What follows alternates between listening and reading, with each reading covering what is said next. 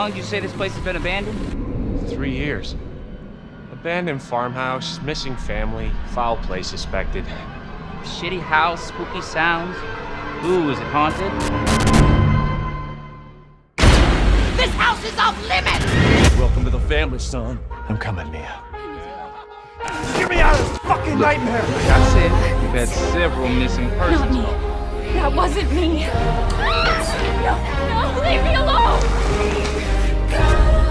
Mommy hates you, you know. Kill him, Mommy. Don't hurt him. Wait, what are you doing?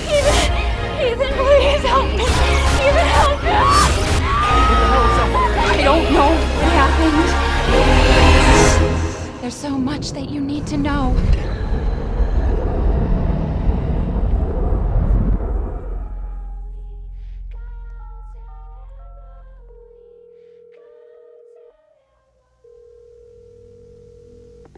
Hello? Hey, it's Ethan. Oh, hey. You alright? You just disappeared the other night. Yeah, no, I'm good. I'm good. It's Mia. She's not dead, she's alive. She's back. Resident Evil 7 was deceptive. Resident Evil as a series is quite deceptive, because numerous spin-offs and unnumbered entries turn the franchise into a tangled mess of intersecting characters, monsters, and conspiracies. From the original trek through the Spencer Mansion to the grandiloquent high-stakes set-piece fest that was Resident Evil 6, Resident Evil after 3 console generations had descended into itself, becoming bloated and seemingly incorrigible, impossible to nail down and define.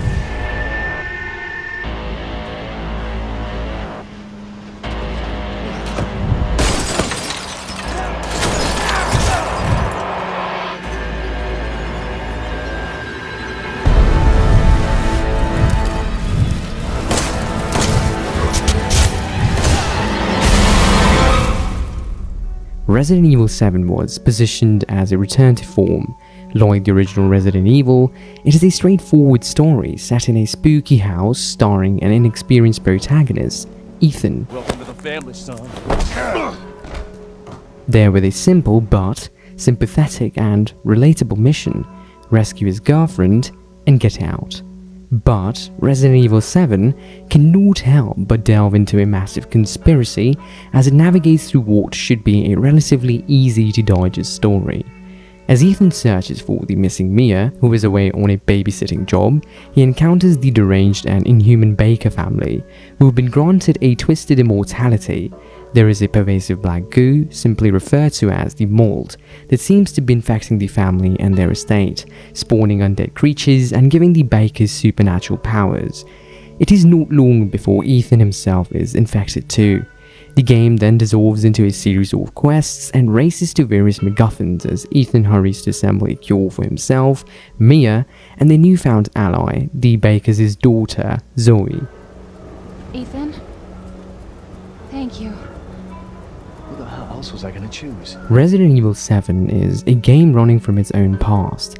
As a linear narrative, it accomplishes to enthrall the players, but it also works better as a mood piece, a love letter to American horror films. It is meant to emulate a series of tropes and conventions, as it is the product of two cultures, East and West, colliding head-on, and as a result it sometimes feels slightly disjointed, dissonant and yet wholly unique, fascinating, and ultimately compelling.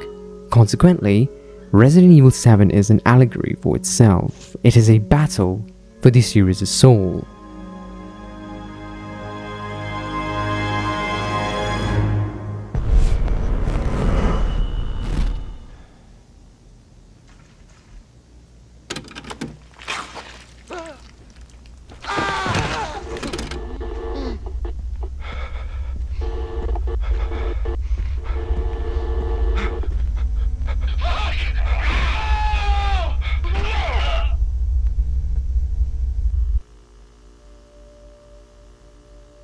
As we commence with this section, let us get one thing out of the way first.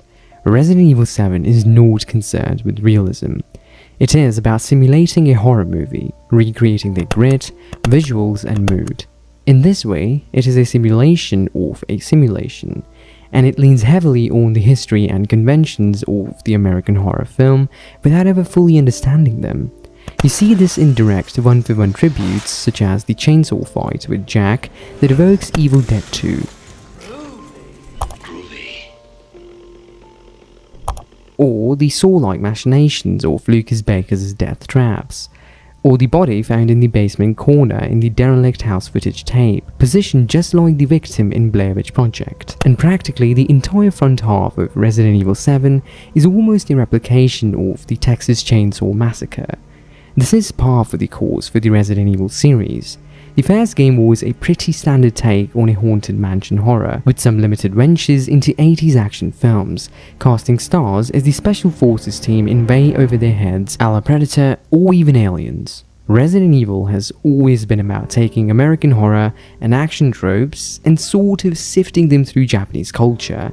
It is an imitation of American conventions, and it works precisely because it is so imperfect. Its dissonance happens to work perfectly for the mood of the genre. There's something unsettling about how the details are marginally off. Louisiana looks like a still frame from an episode of True Detective, but it is still evocative of how Americans perceive the swampland. Little mistakes regarding the area's history and culture, like the strange references to football, the inaccurate Civil War uniform, all these make things uncomfortable and strange. It is like taking an English sentence, running it through Google Translate into Japanese, and then translating it back into English again.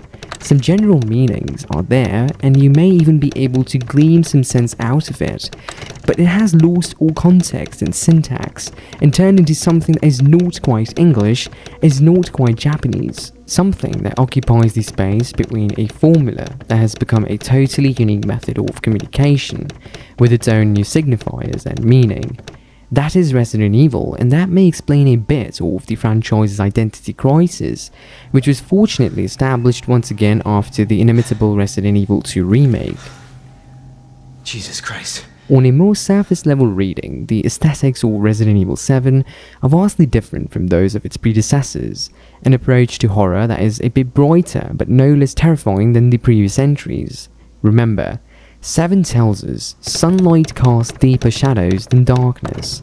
This approach to horror is largely possible due to the wonderful lighting and particle effects at Capcom's disposal, and the Uncanny Valley works in their favour for this particular title, elevating that eerie feeling through the impeccable simulation. The Baker Mansion and its surrounding area are dirty, grimy, grotesque. It is Southern Gothic. The word unpleasantness comes to mind. They choose to live in filth. Is there something ableist and maybe even contemptful towards poverty about this dehumanizing of the Bakers? Maybe. But any sort of prejudice that the designers might be preying on here comes from a degree of separation, in that their only knowledge of that context, as mentioned before, is through American horror films, through simulacrum. It is separated by multiple layers, and so I find it hard to condemn their visions of the impoverished American South as anything but pulpy horror. Whatever the case, the two antagonists of the story betray any idea of prejudice against the lower class.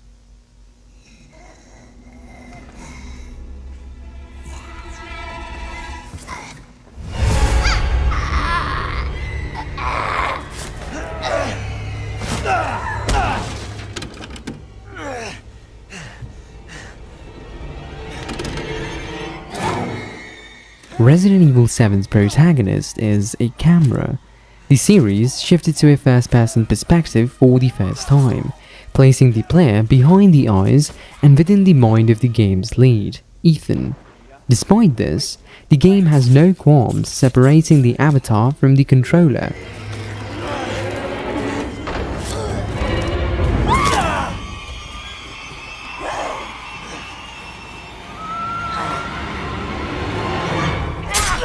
There is a sense that Ethan is his own character, with his own motivations not necessarily in line with the players.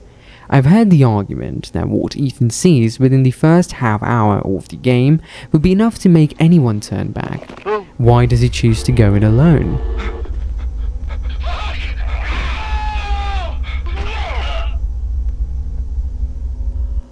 Jesus. Why does Naughty get help, or at least arm himself, before he starts literally wading through corpses? No justifiable motivation could explain that. Ethan is ostensibly motivated to look for his lost love, Mia.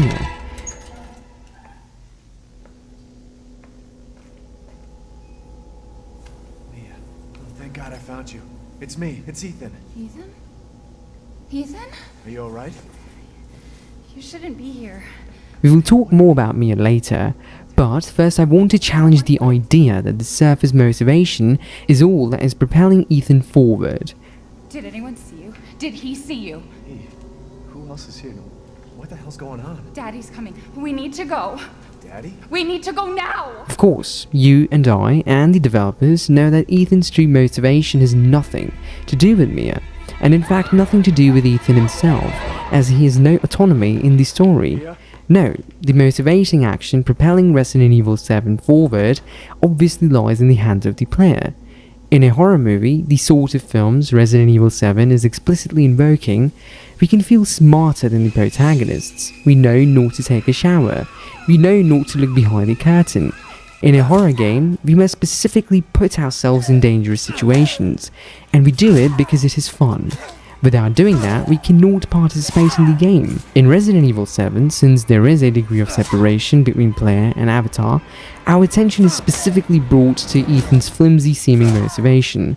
In fact, he moves forward because we push him forward. We keep him fighting. There is a sadistic, manipulative relationship between Ethan and the player, but it is also more complicated than that. We sympathize with Ethan because of his love for Mia. Where am I? What the hell? Rise and shine, sleepyhead. It's time for supper. Who are all you people? Where's Mia? Still, in some of Ethan's barks and challenges to the Bakers, he expresses confusion, true ingenuity, sincerity, I'll send help. and a surprising and inspiring amount of courage and mettle. These motivations are enough for us to bind with Ethan, more so than in any other game in the series. Ethan is a bit incompetent, and we love him for that. Don't you stand there! Do something! Hello, sister. Mechanically speaking, first person allows for some fun jump scares, but it more importantly creates room for and necessitates an extreme amount of detail.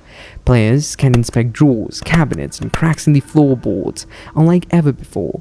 Monsters have a more threatening sense of scale, and so Resident Evil 7 frequently plays with perspective and height, making its signature foot soldiers the molded, lumbering giant masses of black knots, while also making its primary villain surprisingly a little kid.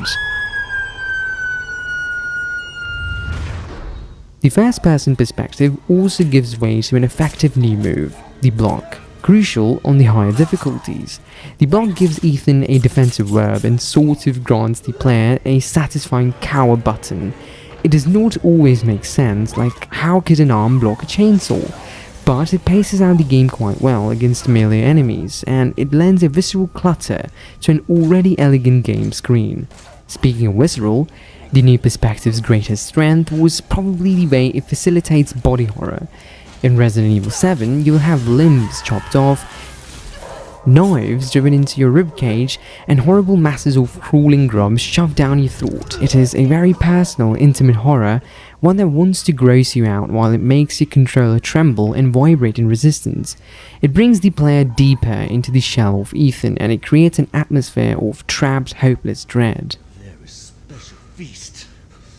Come on, boy.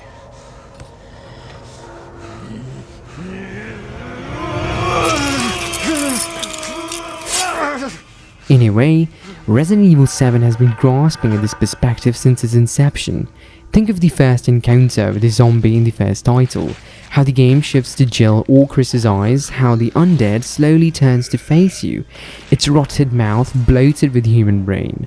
This moment of body horror was essentially our introduction to Resident Evil's mood. The perspective in Resident Evil 7, and our mouth being filled with rotten flesh as we watch on helplessly, brings the whole thing to a complete circle. He's not eating it! Get the hell up, I Marguerite! made that for him! Get the hell out of here! You're a son of a bitch!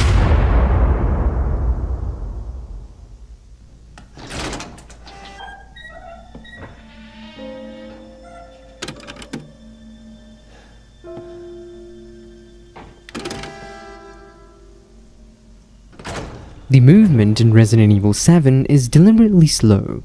There is a sense of weight to Ethan and his actions, necessitating such things as the aforementioned block button, as well as a dedicated turn. There's also a sprint button, but there's no real way to get Ethan to break out into an actual full-on run.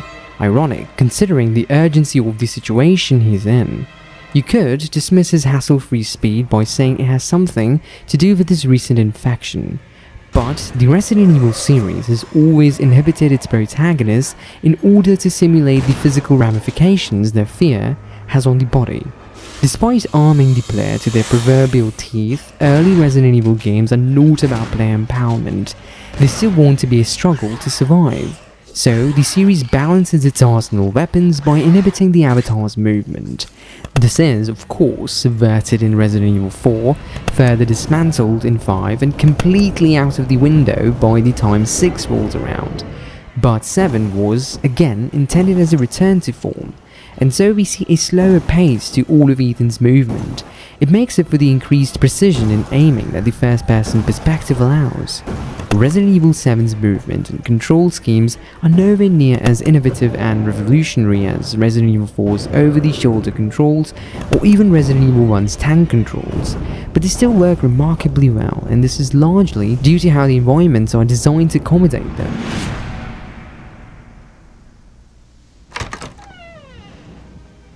Resident Evil 7 is filled with extensive detail that demand careful consideration. Most of the time they're empty, but they're so disconcerting they feel like intrusive negative space. A quick turn button means that you always have a way to quickly glance over your shoulder. It creates a paralyzing set of blind spots to the player's immediate left and immediate right. Hey, put that door back! Put that door back up! Wait!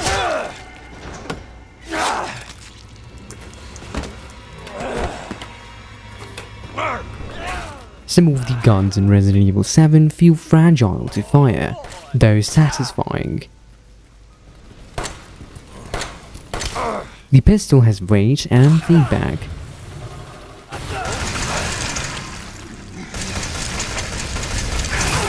But despite the fact that the submachine gun is one of the most effective weapons in the game, it never really feels great to pull the trigger. It is all just a bit too automated and light, and it clashes with the game's mood. The shotgun, on the other hand, is incredibly satisfying, with a wonderful kick and a beautiful cascade of gore and blood to complement each round. Meanwhile, swipes with the knife feel weak and desperate, appropriate as the knife will be little more than a box breaker or last-ditch effort for the player.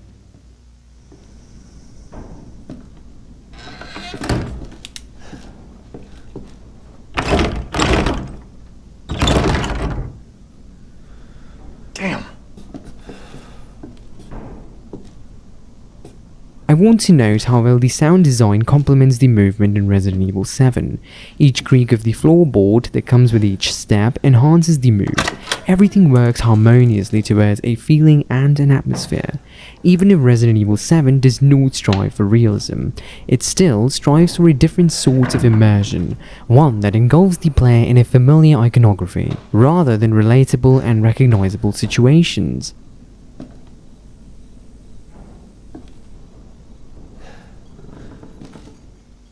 The puzzles in Resident Evil 7 include the lock key affairs that are synonymous with the series, though some of them work in interesting or subversive ways.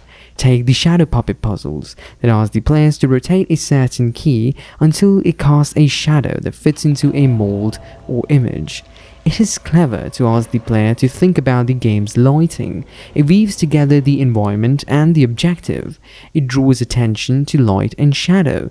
It takes time and manipulation.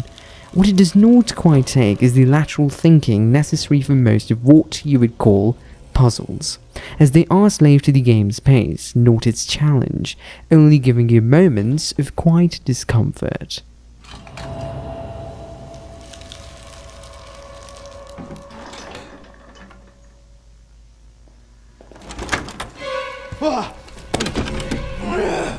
Heck of a thing, ain't it? Sure shit beats the hell out of dying. My little girl has given us a gift. And this gift is with me always. Doors play a significant role in the Resident Evil series. In the first title, the masked loading screens acted as gateways for player progression. It noted that game's pacing is defined by finding and using keys. In Resident Evil Remake, some doors will shake and slam as you walk past them, implying that enemies are waiting for you on the other side. But doors are also important tools for survival. Each door in Resident Evil is a barrier to keep enemies at bay, because each room is treated as its own discrete environment. Zombies mostly cannot get through doors. If you cannot deal with an enemy or enemies, you flee towards the door and use it to place a divide between you and them. Doors are powerful mechanically and thematically in Resident Evil and Resident Evil Remake. In Resident Evil 7, they work in a different way. You press a button to initially crack them open, but the game makes you physically push them open as a separate action. In this way, you must commit actual movement to the action of entering a room to open a door. You need to make a serious mental and physical investment in order to progress. This is nothing short of brilliant. You cannot back away from a room after opening the door and survey it for safety before plunging in. You have to go in head first, and this gives the game control over moment-to-moment player progression. The doors in Resident Evil 7 are a synecdoche for the game's entire design, a mindfulness in mood, movement, and control that services a feeling, as well as a sense of realism or accuracy.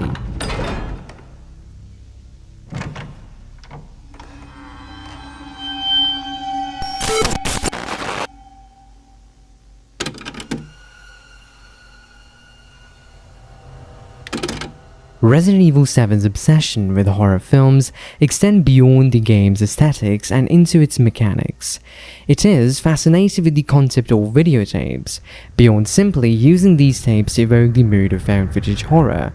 Rather, it finds a mechanical purpose for the tapes, turning them into puzzle pieces that help Ethan escape.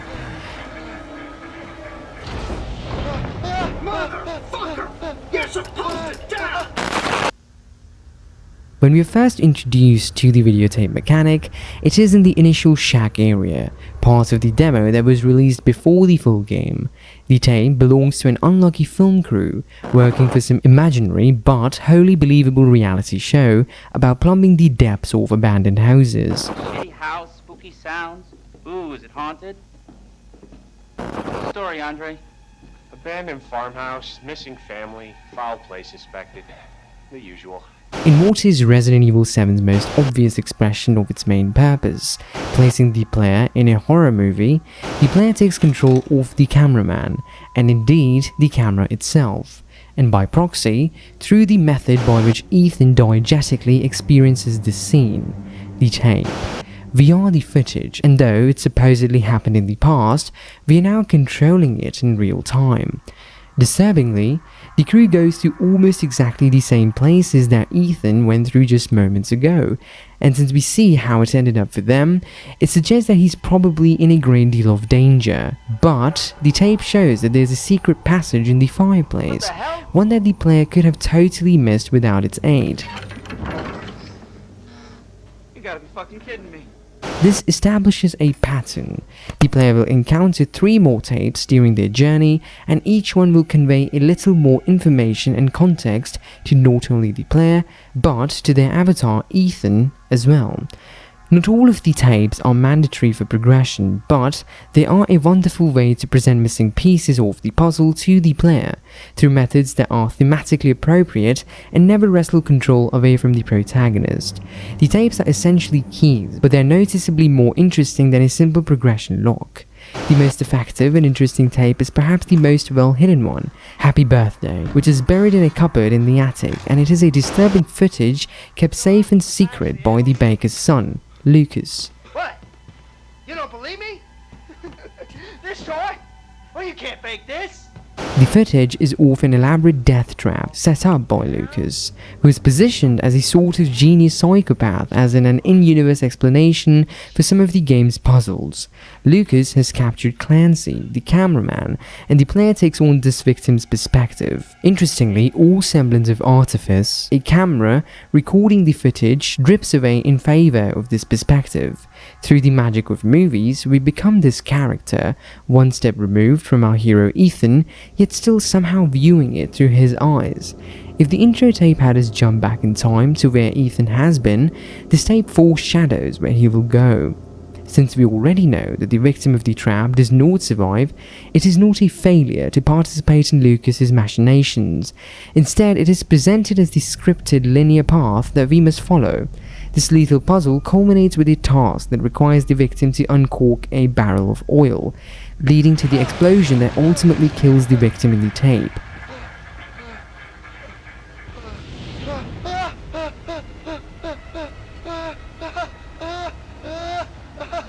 But the action that springs this trap just yields a password. If one were to go into the trap with some prior knowledge of that password, one would end up fine. And that is exactly the position the tape leaves Ethan in, since he, by way of the player and the tape, already knows the password. He's able to escape Lucas's trap unharmed. This means the tape is not necessary for success. If the player somehow fails to find the tape, they must play the death trap twice. Once they continue the game and run through the puzzle a second time, they will realize they can just skip over the death trap since they already know the password. It is a puzzle that is proved against stumping a stumbling player. It also extends the horror movie motif pulsing at the heart of Resident Evil 7.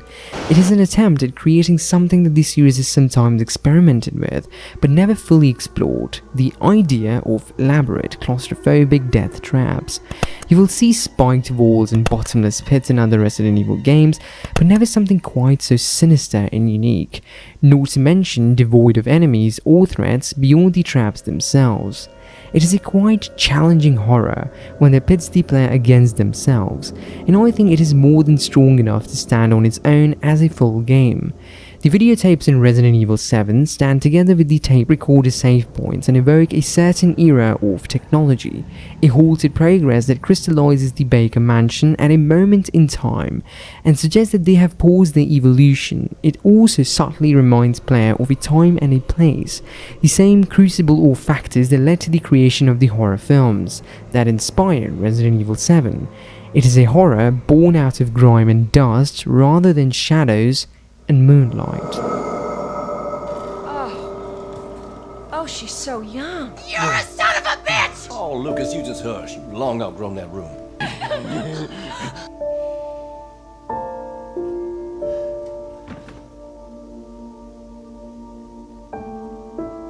Honey, please get her cleaned up and into some dry clothes. I'm coming back for you.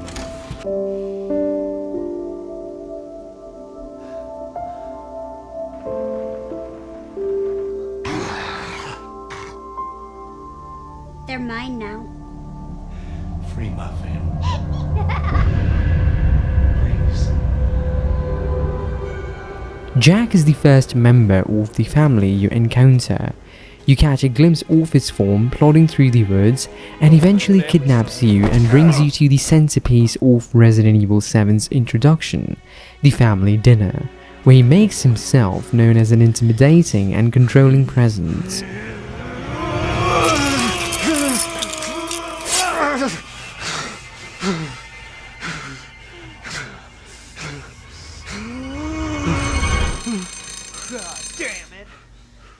That cop again. Goddamn pigs. After Jack's pulled away by the arrival of a deputy, you escape from your binds and start to move through the mansion, but of course, he quickly catches on to your plan. What follows is the most compelling proof of concept sequence in all of Resident Evil 7, a game of cat and mouse through a tightly wound series of narrow corridors, with the slow-moving but ultra-powerful Jack following you close behind. Don't worry, I'm still here. The wing of the house that Jack chases you through is a well-thought-out arena, with a few hidden escape hatches and multiple ways to double back. It makes movement and navigation feel clever and fun, while still keeping a sense of looming dread. You will double back multiple times, and you will always have the plan B of escaping back into the safe room or the opposite end of the hallway as far from your objective as possible. The scene is marked most notably by a few scripted scenarios designed to catch the player off guard. 1. Jack can burst through a wall and surprise the player, but only if both characters are positioned just right. Some players will never even see this sequence. It takes courage to develop entire sequences that some players will never see. It is difficult and resource intensive to design and place such moments in a game, but it pays off in Resident Evil 7. These moments are some of the most memorable in the entire game, and you can tell a lot of care and time went into making Jack's sequence pitch perfect. It is truly the highlight of the game, and Capcom, more willing to take a huge gamble, might have used it as the entire framework for the game, as it is the standout chapter in the game. After a bit of exploration and a few confrontations, you will encounter the now most certainly undead Jack Baker during an otherwise slow-paced hunt for a few statues. He catches you off guard and the game challenges you to once again play cat and mouse. As a result, the entire Jack encounter sort of plays like a 3-act structure in its own right. You encounter him once, run away, quiet exploration, encounter him again, more puzzles and exploration, and a final Evil Dead encounter in an enclosed space. The fight challenges how well players have learned to navigate tight corners and small spaces while evading a slow-moving Jack.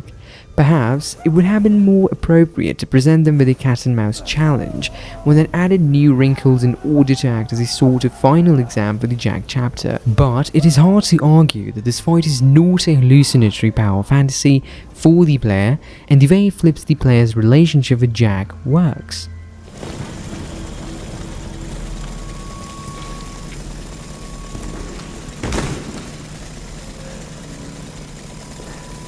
Do me a favor and stay dead. Ethan has now escaped the mansion but finds himself in the Baker grounds writ large. The game does not open up or become less linear, but it does explore some novel locations. Unfortunately, that variance comes at the cost of some consistency. Before moving on to the next location, the player encounters a trailer belonging to Zoe, who ostensibly sets herself up as a mysterious ally. We first encountered Zoe through a phone call in the Baker house, where she warned us we were in grave danger. You really shouldn't have come here. Who's this? And what the fuck is going on? My name's Zoe. There should be a way out through the attic. Attic. Go there. Now. Zoe is not that interesting as a character and mainly serves to complicate the game's narrative, which starts out simply and becomes more and more complicated to its weakness. Zoe is an element of that. She's not well fleshed out in the main game, and she will later be part of an arbitrary and superfluous or redundant player choice that feels tagged on. You made it. You're the first I've ever seen make it this far. Here, however, she'll play the role of mysterious Sherpa for a while. After a short break to resupply and catch their bearings, the player will soon enter the second house, the old house, in the domain of Miss Marguerite Baker. Stay the fuck out! Pacing-wise, Marguerite's domain is when Resident Evil 7 really starts to slip in its footing. It is not exactly bad gameplay, but it does decline a bit, and a few fetch quests lead to the previously mentioned flamethrower and a pretty frightening if rhetorically uninteresting tape starring Mia. Where do you think you're going?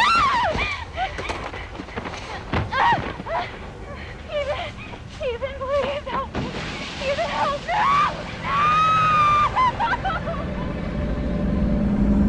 Marguerite's gimmick is insects, cockroach-like bugs that swarm Ethan, fly around the damp-wooded shack and build nests that the players must flush out using the burner. The bugs create some variance in the enemies that Resident Evil 7 will throw at the player, but they're not terribly fun to fight.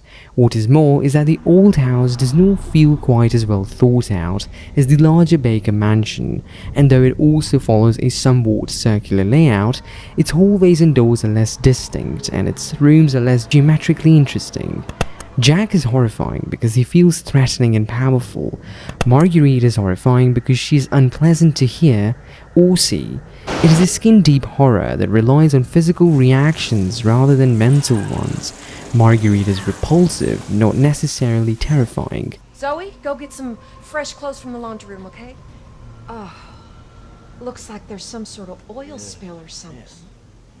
Let's get this poor girl some fresh clothes and into a warm bed. We'll put her in Lucas's old room. Perhaps most disappointingly, we do not learn very much about Marguerite at all, before or after her infection.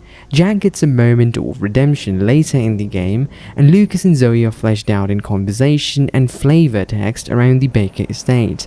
Marguerite, on the other hand, only gets bits and pieces of story.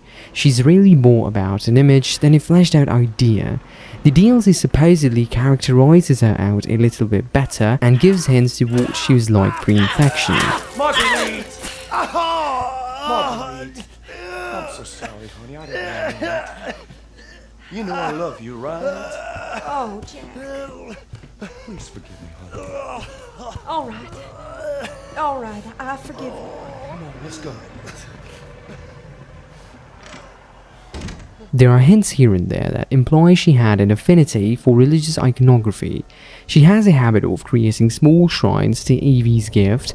This was a potentially rich vein that Capcom could have explored in more detail to make Marguerite feel like more than just a wife and mother. I told you to stay out of here!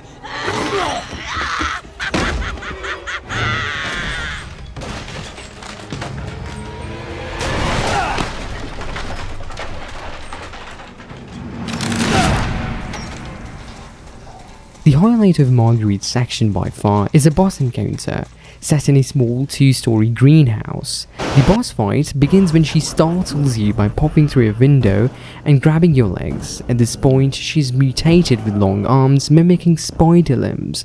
Her boss arena is a work of art. While Jack's pit is somewhat simplistic, Marguerite's stage has a layout simple enough to comprehend, but complicated enough to provide ambush points and blind spots.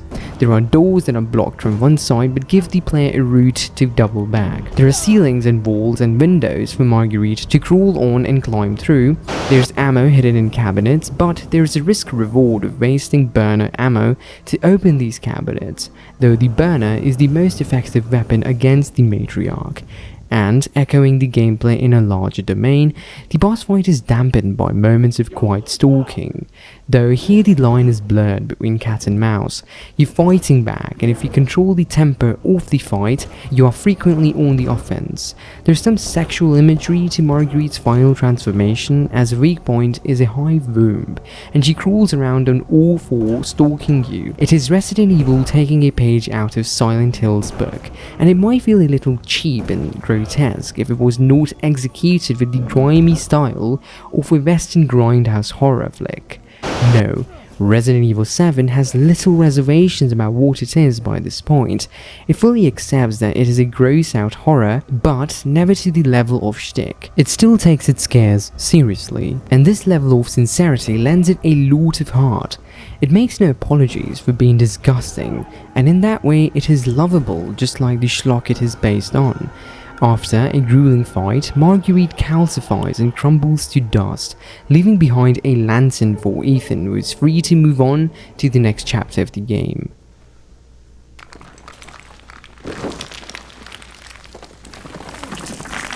Fucking stay dead, okay? But before Ethan moves on, he makes a detour to the attic and the kid's bedroom. Demonic children are nothing new, horror-wise, but Resident Evil 7 sows the seed of its main antagonist slowly, placing her quite literally right under the player's nose, while still breadcrumbing morbid story details to keep the hook. It is not a deep story, or even all that unpredictable, but it is compelling enough to push the players and Ethan forward. You will notice I'm not paying much mind to the grand details of the plot, and that is precisely because the story is mostly secondary to a mood. Therefore, so many of its characters rely on character tropes. They do not need to be real people, they need to serve a purpose. If this is all sounding a bit too harsh, let me assure you, I fully believe anything other than Resident Evil 7's broad strokes narrative would probably feel a little too complex and a bit intrusive to serve what the game is trying to be. There are just enough dressings of a compelling story to keep players interested in what is going on, and that is exactly the way it should be. Now where the hell are you? You know, never mind. We only need the head, and you've got it. This is gonna help me, right? Hey, buddy! The baker's son, Lucas, plans to make you work hard to reach his lair, and as a result there's a quick and gruesome return to the main mansion to fetch a key out of a corpse and battle some extra molded. This to most players will essentially feel like filler and fluff, but it goes a long way to building Lucas up as a bit different from his parents. He's more sinister, more cunning, more self-aware and human. What? What, Eveline? I'm just trying to show him. I'm just trying to show him not everybody wants to go back to how things were. You will also encounter Grandma a few more times, plays within the critical path, always watching and always silent. Resident Evil has always been noteworthy for its clockwork puzzles, and the series has frequently shaded these puzzles in cute, if unbelievable and excessive ways. In Resident Evil 7 though, it is the machinations of a character, the inventive sociopath Lucas, who, as it turns out, is a major antagonist force behind the game's entire plot. His reveal as the true antagonist of the game is brought on with little fanfare. It is mostly revealed in DLC and notes, but it is similar to Wesker's heel turn in Resident Evil 1. It does not imply him to be the main villain of the game, but it sets him up as a possible series-wide antagonist. The mileage may vary out of this twist. Some might like having a face to the horror, and the stories of Lucas as a child, spying on his sister and setting traps for neighborhood bullies are chilling in a lasting way. But the game does not do a great job of selling Lucas as a planner, and the whole thing feels a bit contrived in the face of Resident Evil 7's greater narrative. Fuck! I know. Fucking password, right? Why don't you try 0814? In the videotape section, I discussed the Happy Birthday tape and how it uses the conventions and structures of a video game to set up Resident Evil 7's most interesting puzzle. I briefly glossed over how the tape and Lucas as a character invokes the found footage aesthetic so important to Resident Evil 7's style. But in the Happy Birthday puzzle, and through the rest of Lucas's death traps, we see another piece of horror movie inspiration come to life: the complicated, convoluted death traps of films like Saw and Cube. This sort of claustrophobic psycho horror came about out of budget constraints. The first Saw was hugely influential because it allowed for an inexpensive yet wholly effective reworking of the slasher flick. It was successful commercially and was appealing to producers because it had the built-in simplicity of a few simple sets and some inexpensive practical effects. It was a streamlined reworking of the genre for the 21st century. If Jack stands in for the 70s era slash fests like Texas Chainsaw, and Marguerite is a melding of 80s and 90s body horror from the West and the East, then it is temporally appropriate that Lucas is the representative for 21st century gore flicks. In a way, Resident Evil 7 is a tour of the genre's modern history, an exploration of its tropes as they evolved. It is a love letter to 3 eras of horror. Mechanically, Lucas challenges the player to stop, move slowly and deliberately, and fully assess the environment. There are tripwire bombs and spike traps littering the hallways of his home, and though you will still fight standard molded, they're sort of a trivial threat by this point. No, Lucas demands that you think about the game's environment as hostile and unforgiving.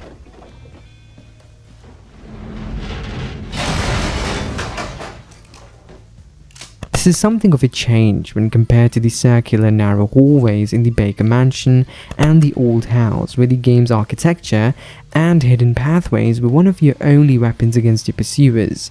Here, Lucas is not following you, but he's attempting to anticipate your movement. You're not being chased, you're being funneled.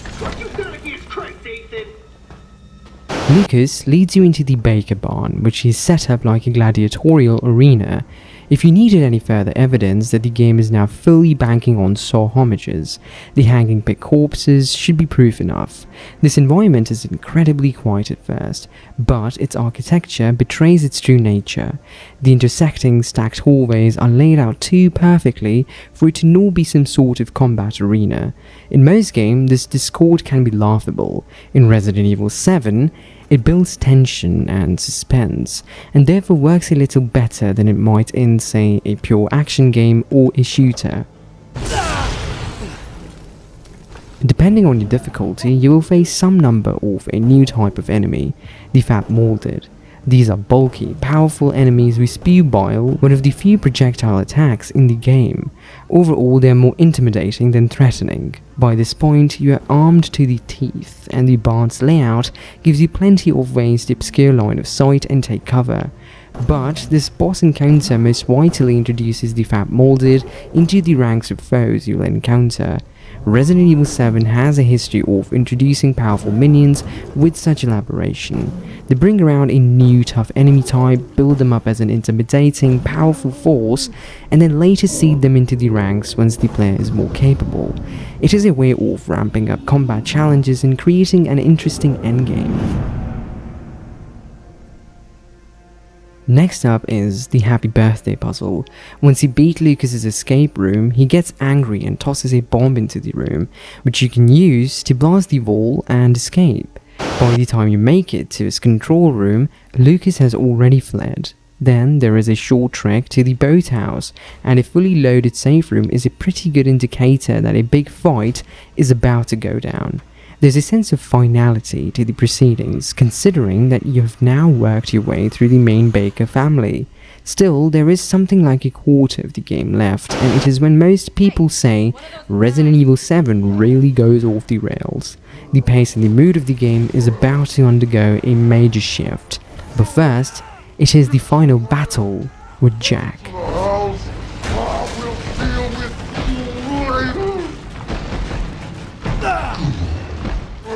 Ethan's final encounter in the Baker residence brings his time with the family full circle. Jack has come back from the dead yet again, and he's mutated beyond any recognition. This is the beginning of Resident Evil 7's slide fully into the conventions of the series, away from the new age slasher flick pastiche and into the bio-horror that defines the series. The fight with Jack is a standard boss battle that asks you to shoot the radiant parts when they start glowing. There is a smart sense of player enemy placement, blocking, and a clever use of levels that keep the fight from feeling dull. The barn burns over the course of the fight, and eventually it is all but completely destroyed. Once the fight wraps up, Jack will grab you as a final death rattle, and you'll be forced to inject him with one of the two cures you've produced.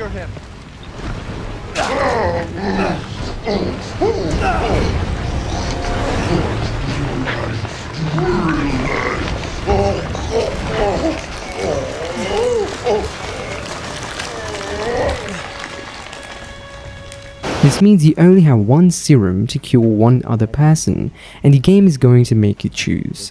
Do you fulfill your promise to Zoe, or do you stay loyal to your original mission and rescue Mia? It is a dull, binary choice that simply determines the ending of the game, as well as what amounts to an optional boss fight. It is a setup to either reward or punish the player, rather than challenging their conceptions of the game's world and Ethan's place in it. But simply, there is a right answer and a wrong answer, which makes it fundamentally uninteresting. Whoever the player chooses, the pair will then make their escape down the river. I'll send help.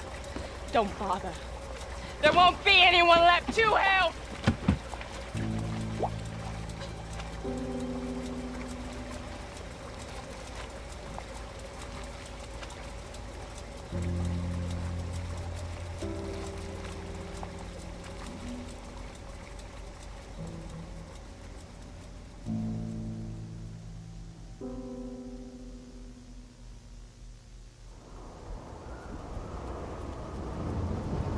Is that the boat? How the fuck did that get here?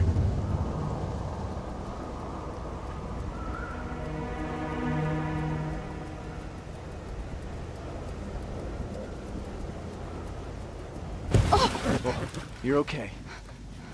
What the hell was that?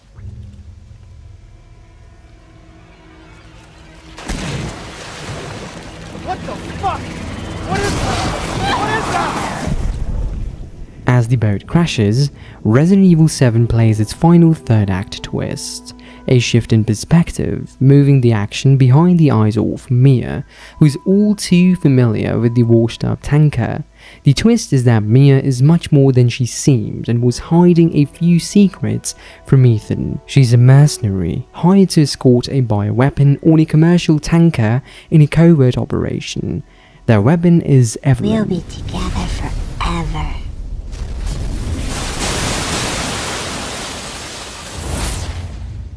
The main antagonist and the driving force behind the sentient molded force that both corrupted the Bakers and created the monsters the players had battled the entire game.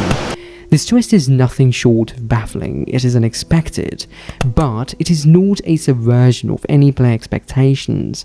It is a twist that sort of devalues the previous Rising action rather than usurping it, and it inflates the scale of the game's conflict beyond creepy house and into international high-stakes bioterrorism. It is disingenuous and exhausting, as Ethan is now relegated to a bit player in a bigger conspiracy. All that being said, it is Resident Evil sinking back in its traditional mold. Wesker's heel turn and the Umbrella conspiracy elevated the first game's spooky mansion into a secret mega science lab.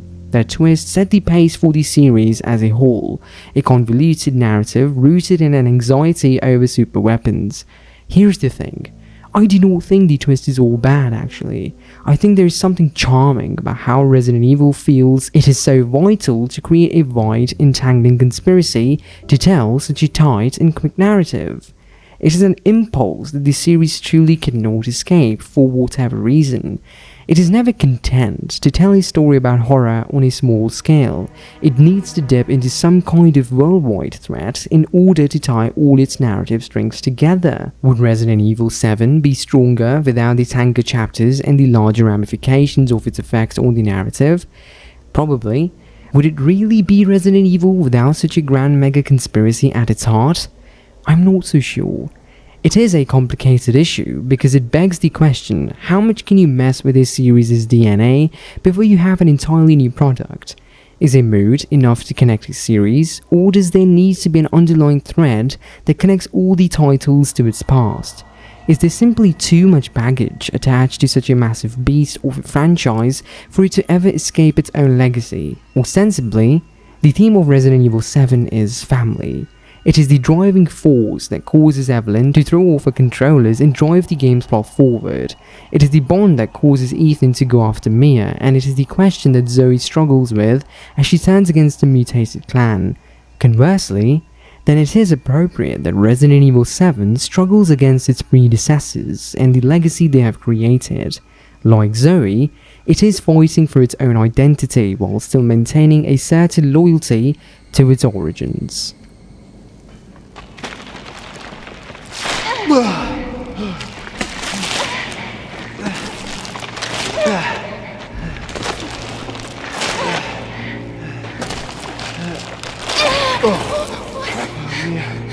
Mia, how? There's no time. You have to get out of here and find her. Here, take this. What? Wait, what are you doing? What are you doing? Saving your life. You need to go. I won't be able to resist for much longer. No, Now go kill that little bitch. no. Mia! No! The last location in the game is the salt mines, which act as a sort of final combat dungeon overrun with molded. Unlike the tanker, however, the salt mines afford the player a ton of firepower and ammunition. It is all about player empowerment now, as the scales have been tipped in Ethan's favour. Fighting the molded is now trivial. The mine is also set up as a sort of ground zero for the molded. There are secret labs and documents filled with research on the molded, marking offshoots and chambers.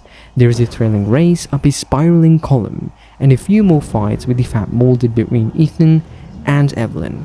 She's in the guest house, and this final confrontation acts as more of a cathartic emotional high point than a final gameplay challenge. The mines were the real final test. Though there are some small challenges to the encounter with Eveline, it is more in position to wrap up Resident Evil 7's mood and story. Get away! No, you don't! The player is now up against Eveline's psychic powers, and it is a bit embarrassing and sentimental as it sounds.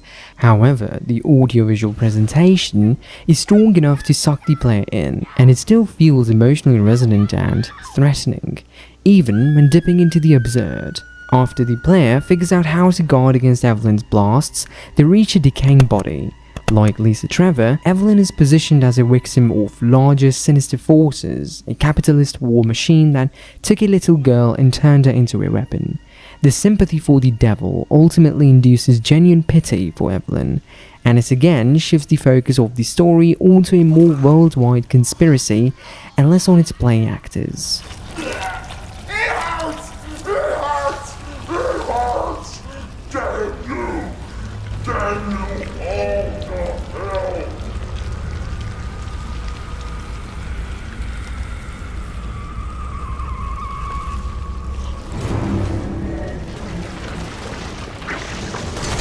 Eveline's final form is massive and grotesque, but most poignantly, it is part of the house itself.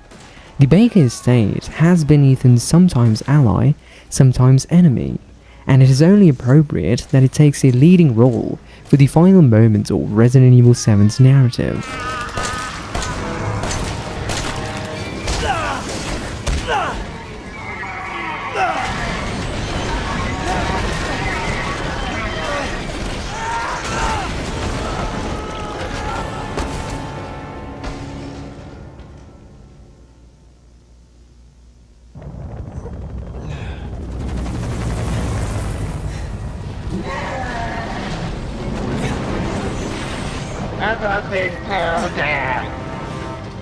The final set piece is one of a massive scale, and it brings attention to the sky above, where dawn is beginning to break through what has been a seemingly endless night.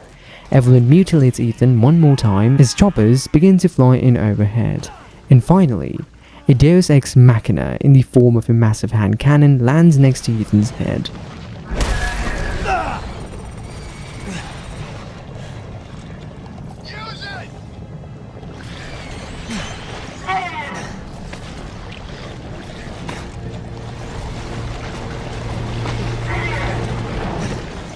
Time's over.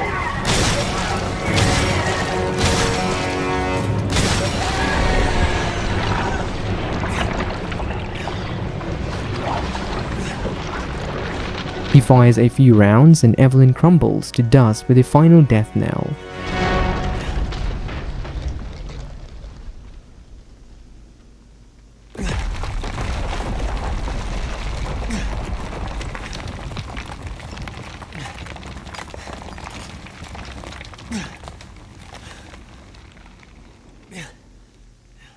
Ethan is rescued by Chris Redfield, who's unexpectedly working for the series' signature villains, the Umbrella Corporation.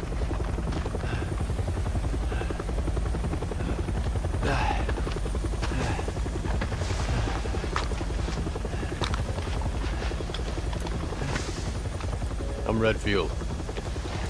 I'm glad we found you.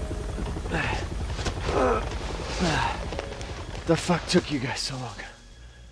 And Resident Evil 7, despite itself, insists on teasing its place in the series' overarching complicated mythology. A brief epilogue showcases some more lovely air shots of Louisiana, with an over-narration from an exhausted Ethan, before finally fading to credits. I had just come to terms with losing Mia. But now she's back and wants to start over. Put all this behind us. Maybe this is where the next door opens.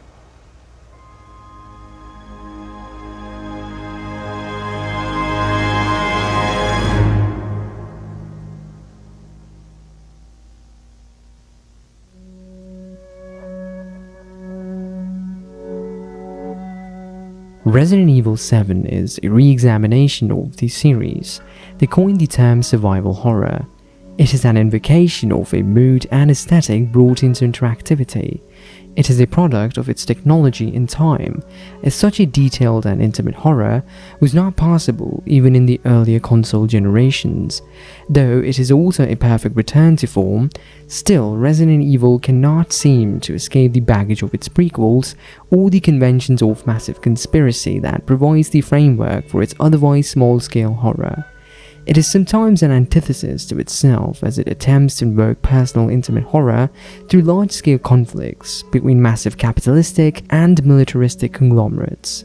A Resident Evil game will inevitably go off the rails at some point, but its mood and method determine if the player will continue participating for pleasure or as an observer. Resident Evil 4 went from moody creep-out to action-packed camp-fest, and it never missed a step. Resident Evil 7 stumbles very bit, but it promised a strong return to what made Resident Evil great, especially after a few strange forays into action in Resident Evil 5 and 6. Yet, Resident Evil 7 unfortunately did not enjoy the commercial success of those two titles, though it did see more critical acclaim that it certainly deserved. It was a bold move to shift a tentpole franchise as dramatically as Capcom did between Resident Evil 6 and Resident Evil 7, but the game is clearly a love letter to its inspirations. Resident Evil 7 was a celebration of Western conventions seen through a Japanese lens. It is a product of dissonance, and that is what makes it so compelling, remarkable, and even inimitable. Despite its flaws, Resident Evil 7 is one of the best horror games of the latest generation. It provides genuine moments of horror and a piercing, inescapable atmosphere of tension. It is cathartic and wild, moody, visionary, and even tremendously impressive in its execution. In the next entry, Resident Evil Village did lean further into the horror aspect of survival horror, finding the courage to shake off its messy legacy and escaping the legions of the undead. With the promising Resident Evil 4 remake on the horizon, I hope the series does not change its course. Oh, you gotta be kidding me.